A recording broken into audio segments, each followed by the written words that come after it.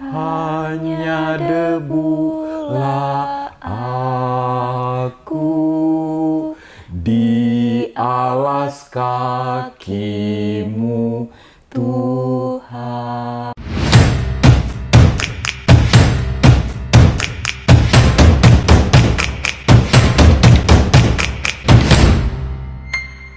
Hai semuanya, kembali lagi dalam acara Ngoni, Ngobrol Rohani. Bersama saya Siska dan juga Pastor Terry. Salam, salam, salam. Hari ini kita akan berbincang tentang Rabu Abu. Pastor, mau tanya, Rabu Abu dalam gereja Katolik itu apa sih sebenarnya? Oh, kecil itu. Oke. Kan sudah lama jadi Katolik, harus tahu dong. Nah, Rabu Abu adalah hari pertama dalam masa Prapaskah atau masa puasa dalam gereja Katolik yang merayakan puncak perayaan Paskah pada hari raya kebangkitan Tuhan. Hari pertama disebut hari Rabu Abu sebagai awal dari masa Prapaskah, masa tobat, masa peningkatan hidup rohani, hubungan dengan Tuhan, dengan diri sendiri dan dengan sesama. 40 hari ini diisi dengan masa tobat, doa, amal kasih, dan lain-lain. Mengapa 40 hari? Untuk mengenang Musa yang berpuasa 40 hari sebelum menerima 10 perintah Allah di Gunung Sinai. Begitu juga untuk mengenang bagaimana Nabi Elia berpuasa 40 hari sebelum berjumpa dengan Tuhan di Gunung Horeb. Dan jangan lupa, Yesus sendiri berpuasa 40 hari lamanya dan diakhiri dengan godaan iblis yang bertubi-tubi. Tetapi dia memenangkan semuanya itu. Itulah hari Rabu, hari pertama masa puasa atau masa Prapaskah umat Katolik. Oh, seperti itu, Pastor. Iya. Nah, Pastor, tapi kenapa itu di hari Rabu?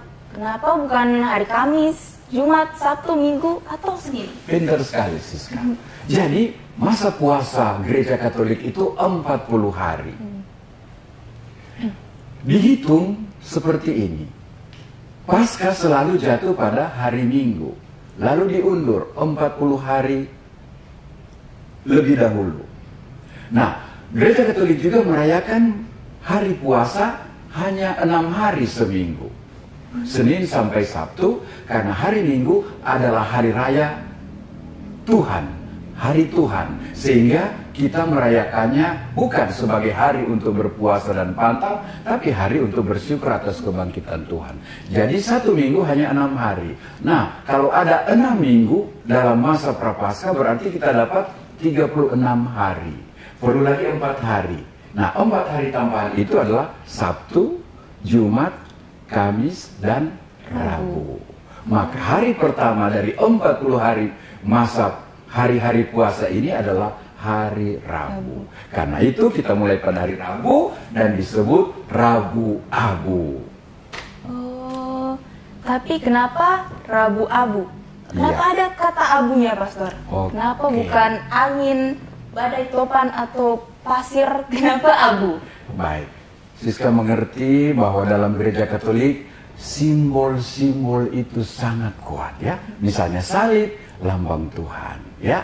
5 roti dan 2 ikan, lambang Ekaristi, ya. Begitu juga ada begitu banyak merpati, lambang Roh Kudus. Kenapa abu? Sangat menarik. Abu adalah simbol kefanaan, simbol kehinaan, simbol kekecilan, simbol pertobatan. Mari kita ingat, ketika Abraham bercakap-cakap dengan Tuhan, dia mengatakan, "Ya Allah, aku ini debu dan abu." Dia mengungkapkan kehinaan, kefanaannya di hadapan Allah yang Maha Agung. Dia sadar diri, saya hanyalah debu. Masih ingat lagunya?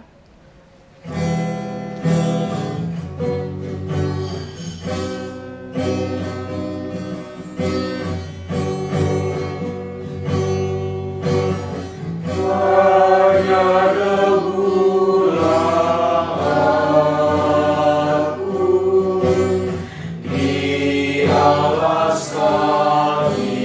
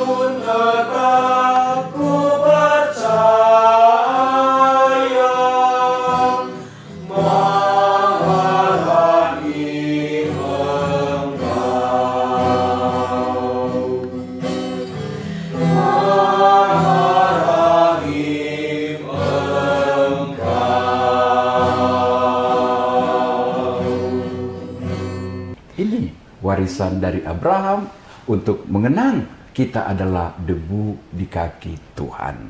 Kemudian, Siska pasti ingat, pernah sekolah minggu kan? Pernah. Lulus enggak? Lulus Oke. puji Tuhan. Nah, nabi siapa yang diutus ke Ninive? Nabi Yunus, atau ada yang menyebutnya Yonas, Nabi Yunus. Nah, ketika Yunus memaklumkan di Ninive, jika kamu tidak bertobat, maka seluruh kota ini akan tunggang langgang oleh dosa-dosa kamu. Dari raja sampai binatang bertobat. Mereka memaklumkan hari puasa dan mereka mengenakan abu dan debu sebagai lambang pertobatan. Mereka duduk di tanah, berdoa, menangis dan meratap minta ampun pada Tuhan. Mereka mengenakan pakaian karung dan mereka menaruh debu abu di atas kepala mereka sebagai lambang pertobatan. Karena itu, hari Rabu dirayakan dengan pemberian abu kepada umat Katolik untuk mengenang sebagai hari awal, hari pertama dari masa pertobatan. Karena itu, ketika imam memberikan abu itu, imam nanti berkata, bertobatlah dan percayalah pada Injil. Atau rumusan lain, ingatlah engkau manusia berasal dari debu dan akan kembali menjadi debu. Maka Rabu Abu mau mengungkapkan Rabu pertobatan. Hari Rabu kita mencari Allah, hari Rabu kita mengenang kefanaan kita, dan hari Rabu untuk memohon belas kasihan Tuhan kepada kita yang hanyalah abu dan debu di alas kaki Tuhan. Gitu, Pastor. Iya. Nah, Pastor tadi ada bilang debu juga kalau tidak salah tadi kan? Iya. Abu dan debu. Iya. Apa bedanya abu dengan debu, Pastor? Iya, baik-baik ya. Bukan dabu-dabu, tapi debu dan abu. Baik. Debu adalah partikel terkecil yang kita tahu, kita kenal sebelum ada penemuan-penemuan tentang atom. Pada waktu belum ada penemuan tentang atom dan partikel terkecil, kita manusia menganggap abu adalah yang paling kecil dari semua materi yang ada. Kecil berarti simbol tak berharga, tak berarti, tak bernilai, tak bermartabat. Berarti juga sesuatu yang kotor, sesuatu yang kecil. Sementara abu adalah sisa pembakaran. Apa-apa yang dibakar, materi yang dibakar, sisa-sisanya adalah abu. Ini melambangkan apa? Tidak ada yang kekal, tidak ada yang abadi, termasuk Siska dan termasuk saya, termasuk Bapak Paus, termasuk presiden dengan segala pangkat dan jabatan mereka. Kalau dibakar akan menjadi abu. Maka abu menjadi simbol kefanaan, ketidakabadian kita, ketidakberhargaan kita, kefanaan di hadapan Allah yang maha abadi. Karena itu tadi kita katakan hanyalah debu. Karena itu tadi Abraham di hadapan Tuhan mengaku dia hanyalah debu dan abu. Begitu, Siska. Baik, Pastor. Nah, Pastor, dalam pemakaian abu ini atau debu ini, apa sih dasar-dasarnya? Apakah hasil dari wahyu dari Tuhan atau hasil penemuan seorang santo atau santa, seorang kudus, atau hanya sekedar variasi atau kreativitas dari paus? Nah, iya, pertanyaan yang bagus. Kenapa justru memilih abu, memilih debu? Apakah ada dasarnya? Jangan-jangan hanya karang-karang atau berdasarkan mimpi siang bolong dari paus, lalu dia suruh semua umat Katolik pakai abu. Ada dasarnya, anakku. Ya, dalam kitab Kejadian bab 2 ayat 7, Allah menciptakan manusia dari debu tanah. Dan sesudah tercipta, Allah menghembuskan rohnya, Allah menghembuskan nafasnya, maka gumpalan debu tanah itu berubah menjadi makhluk hidup. itulah kita, itulah manusia. Singkatnya, Rabu Abu mau ingatkan, hai manusia, engkau berasal dari debu dan akan kembali kepada debu. Engkau menjadi makhluk hidup karena roh Allah ada padamu, karena nafas Allah berikan padamu. Maka di hadapan Allah kita perlu menyadari kefanaan kita. Karena itu kita harus juga menjaga kepantasan hidup kita di hadapan Allah.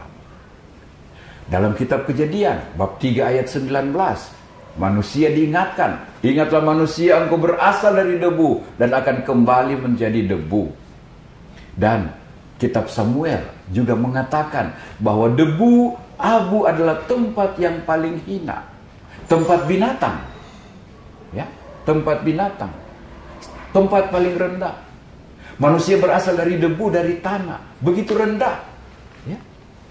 Tetapi oleh rahmat Allah, oleh roh Allah, oleh nafas Allah, manusia diangkat mulia adanya.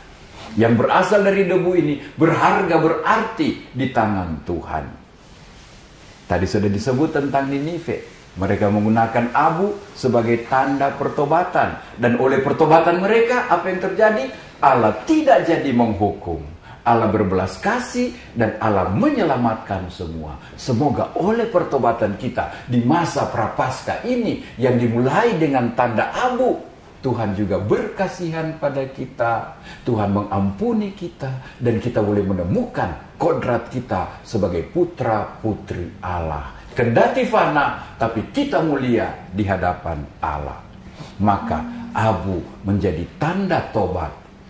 Sangat biblis berdasarkan kitab suci, dan ini sudah dipraktekkan oleh umat di zaman Yesus. Mereka yang mau bertobat, mereka menggunakan pakaian karung dan mengenakan abu pada tubuh mereka sebagai lambang pertobatan, sekaligus lambang mencari kerahiman dan belas kasihan Allah.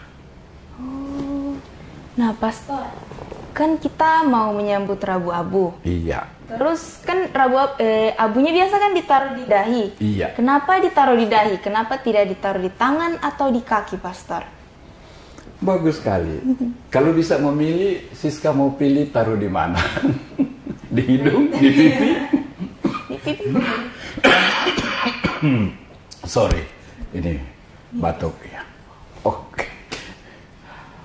Pertanyaan yang bagus. Mengapa abu itu ditaruh di dahi dan dalam bentuk tanda salib? Bagus sekali, ya.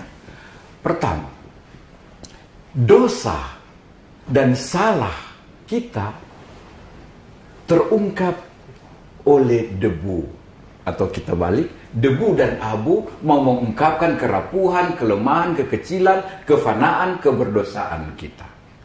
Itu diungkapkan dengan debu, asal usul kita. Karena dosa dan salah ini, Kristus datang supaya kita ditebus dari dosa dan salah. Kristus datang menebus dan menyelamatkan kita dengan wafatnya di mana? Di salib. Maka salib adalah alat penebusan bagi kita yang adalah debu dan abu dan tanah ini. Maka untuk mengenang pertobatan kita, abu ini dipakai, dibuatkan tanda salib sebagai tanda pertobatan kita, sebagai tanda kesadaran bahwa salib inilah yang menebus, yang menyelamatkan, yang membebaskan kita. Karena itu, mengapa juga Siska tadi katakan, mengapa ditaruh di dahi, bukan di telapak tangan atau di telapak kaki? Maksudnya seperti ini. Kalau ditaruh di telapak tangan, tidak kelihatan, ya, agak tersembunyi, apalagi di telapak kaki. Mengapa dipilih dahi? Dahi adalah bagian paling depan dari wajah manusia. Bagian yang paling indah. Di situ ada mata, ada alis, dia didukung oleh pipi yang indah, ada telinga yang mengawal, ada rambut yang bagaikan mahkota di atasnya. Mengapa dahi yang dipilih? Dahi adalah bagian terdepan manusia. Tanda inilah, bagian penting inilah yang kita tandai dengan kelemahan, kefanaan, kedosaan kita. Dan bahwa kita ini, saya ini diselamatkan oleh salib Kristus. Karena itulah anakku, dahi kita ditandai dengan abu dan debu, mengambil bentuk salib keselamatan, salib penebusan kita. Keren gak gereja Katolik? Keren sekali, Pastor. Iya, memangnya liturginya cuma karang-karang. Oh, masih satu saya ingin tambahkan. Karena Siska tanya tadi mengapa di dahi. Karena ditaruh di dahi, di bagian depan, maka mudah kelihatan. Mudah kelihatan. Ketika Siska menerima salib itu, dan saya melihatnya, saya ikut tergerak. Tanda yang kau pakai itu seolah-olah menjadi warning untuk saya. Apakah saya juga menyadari saya hanyalah debu? Apakah juga saya menyadari saya perlu kerahiman Tuhan lewat salib yang menebus dan menyelamatkan? Jadi fungsi penempatan salib dan abu di dahi untuk menjadi peringatan bagi saya di depan umum, tapi juga bisa berfungsi sebagai warning, sebagai peringatan, sebagai invitation, sebagai ajakan bagi orang lain untuk menyadari dirimu yang sama. Boleh? Boleh sekali, Pastor. Nah, Pastor, kalau tentang tata liturginya itu bagaimana, Pastor? Sama kayak misa biasa kah atau berbeda? Baik, mulanya dilakukan dalam ibadat tersendiri lepas dari misa. Tetapi sejak abad ke-11, gereja mempraktikannya, memberikannya di dalam misa. Misalnya seperti biasa, yang mulai khusus sesudah bacaan Injil, imam memberikan khotbah, biasanya khotbah tentu tentang abu, debu, masa prapaskah, pertobatan, tema APP. Kemudian imam atau pastor akan mengambil abu yang sudah disediakan. Ada doa berkat yang sama di seluruh gereja Katolik yang didoakan hari itu. Kemudian imam merecikinya dengan air berkat atau air kudus. Lalu imam, kalau ada teman imam, imam lain akan membubuhkan salib debu itu padanya. Atau kalau hanya dia sendiri, dia akan menempatkan debu itu di atas kepalanya. Kemudian imam akan memberikan salib abu itu kepada umat yang hadir, tidak terhitung apapun berapapun usianya. Semuanya boleh menerima. Sambil membubuhkan salib abu itu, imam berkata, bertobatlah dan percayalah kepada Injil. Atau dengan rumusan lain, ingatlah manusia bahwa engkau berasal dari debu dan akan kembali menjadi debu. Sesudah semua umat menerimanya, misa dilanjutkan seperti biasa. Nah, Pastor, kalau buat umat yang lagi sakit atau kayak yang lagi di stasi, itu bagaimana, Pastor? Pastor kayak yang ke stasi, ke rumah orang yang sakit, atau ada alternatif lain? Pertanyaan yang bagus. Karena keterbatasan tenaga imam, dan biasanya juga pada hari Rabu gereja membludak, ya. Karena apa? Orang takut mati. Orang ingin bertobat, maka biasanya imam perlu dibantu. Dan biasanya ada awam atau ada tenaga bruder, suster atau frater yang akan membantu. Ya. Sementara bagi yang sakit, sangat baik jika mereka juga boleh menerima abu pada hari itu. Jika imam berkesempatan, dia bisa mengunjungi mereka. Tapi jika tidak berkesempatan, bisalah tenaga-tenaga pembantu imam tadi yang membawakan dan menerimakan abu itu kepada saudara-saudari kita yang sakit atau lansia yang ada di rumah-rumah. Kemudian kau bertanya tentang umat-umat di stasi-stasi terpencil yang puluhan kilometer dari pusat paroki dan imam tidak mampu menjangkau mereka.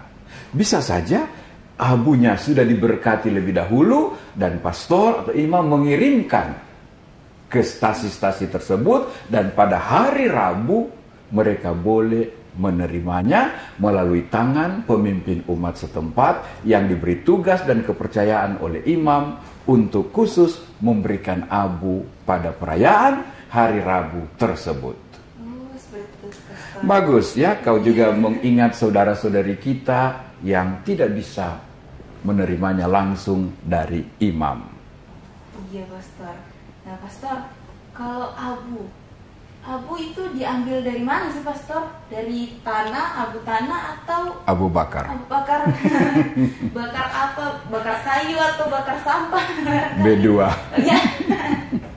Nah, itu dari mana, Pastor? Baik, abu ini adalah hasil pembakaran dari daun-daun palma kering yang dikumpulkan dari rumah-rumah umat. Bukan dari kebun, tapi dari rumah. Maksudnya apa? Pada hari Minggu Palma terakhir tahun lalu, umat menyambut Kristus dengan daun palma. Nah, daun palma ini biasanya dibawa pulang ke rumah, ditaruh di salib, atau ditaruh di tempat doa.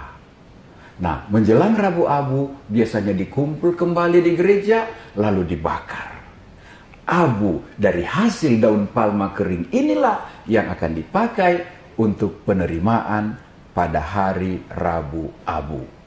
Jadi bukan abu sembarangan, abu dari dapur atau abu sampah, ya, bukan juga dari Abu Dhabi, tetapi dari abu hasil pembakaran daun palma. Iya, Pastor. Nah, Pastor, seingat saya juga Yesus pernah berpesan, jika kamu berpuasa, janganlah berpuasa depan umum. Janganlah mukamu kau buat muram sehingga orang-orang tahu bahwa engkau lagi berpuasa. Apakah dengan Rabu Abu ini kita tidak melawan Yesus sendiri, Pastor? Karena dengan abu di dahi kita seolah-olah menunjukkan pada dunia bahwa kita itu sementara berpuasa. Jadi bagaimana itu, Pastor? Bagus sekali ya, teman-teman sekalian. Pertanyaan yang bagus. Jika Yesus melarang, jika Yesus mengkritik orang-orang Farisi yang berpuasa di muka umum, maksudnya adalah Yesus mau mengoreksi motivasi berpuasa mereka yang keliru, yang salah. Karena apa? Kata Yesus, kamu bagaikan orang munafik, kamu merubah mukamu, rupamu, supaya orang-orang tahu kamu sedang berpuasa. Jadi, orang-orang ini berpuasa dengan maksud untuk show, supaya orang lihat, supaya orang memuji, supaya orang memberi aplaus. Cara yang salah inilah yang dikritisi oleh Yesus. Tetapi jika kita mengenakan debu sungguh-sungguh sebagai tanda pertobatan, sebagai tanda mau kembali kepada Tuhan, mohon belas kasihannya seperti orang Ninive, Tuhan berkenan atas cara itu. Maka kembali pada motivasi yang benar. Rabu Abu bukan untuk mencari hormat, bukan untuk show, bukan untuk exhibition, bukan untuk pameran, bahwa kita lagi berpuasa, tolong hargai, kami lagi berpuasa, kami lagi mau jadi orang kudus dan suci, tolong dihormati. Tidak. Kembali kepada motivasi yang benar. Gunakanlah tanda abu dan tanda salib ini sebagai tanda pertobatan, tanda mau berubah diri, tanda mau kembali kepada Injil Tuhan. Oh, siap, Pastor. Nah, Pastor, buat Pastor sendiri, apa arti dan makna Rabu Abu? Pertanyaan yang paling mendalam, ya. Secara umum saya sudah terangkan tadi tujuan dan maksud. Tapi ketika kau bertanya pada diri saya sendiri sebagai imam, apa arti masa Prapaskah, apa arti Rabu Abu? Sudah 36 tahun saya menjadi imam, 36 kali mendapat kesempatan membubuhkan tanda salib abu pada umat. Pertama, saya bergetar ketika membubuhkan tanda salib ini pada umat dan meminta mereka bertobat. Mengapa? Saya tidak lebih kudus dari kamu. Saya juga debu, saya juga fana, saya juga tanah. Maka mengajak kamu bertobat umatku terkasih adalah terlebih dahulu menggugat diriku untuk bertobat, menyadari diri, berbalik kepada Tuhan dari segala dosa dan kesalahan.